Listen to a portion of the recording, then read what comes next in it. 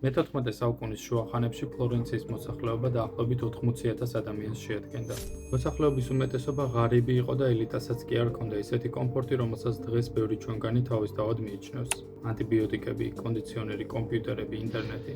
და მაინც ეს იყო დიდი კულტურული და მხატვრული მოძრაობის სამშობლო, რომელსაც დღეს ჩვენ რენესანსს ვუწოდებთ.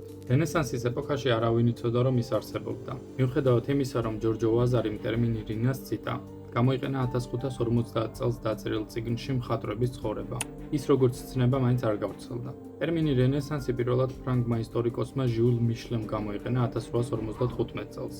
შემდეგ კი ფართოდ გავრცელა იაკობ ბურქარტმა 1860 წელს გავლენიანი წიგნის მეშვეობით რენესანსის ცივილიზაცია იტალიაში. ეს იყო წარსულის, განსაკუთრებით ძველი რომისა და საბერძნეთის კულტურული გამოცდილებების გადახედვა და რეაბილიტაცია, რაც ნაწილობრივ შუა საუკუნეებისადმი უკმაყოფილებისა და ზიზღის შედეგი იყო. ეს იყო მცდელობა აღედგინათ წარსულის დაკარგული ფილოსოფია, ესთეტიკა და ინჟინერია. რენესანსი მხოლოდ წარსულის დაბრუნებას არ გულისხმობდა. ის შეიცავდა ახლის შոქს, რომლის შემდეგაც კაცობრიობამ ერთი დიდი ნახტომი გააკეთა კულტურის ისტორიაში.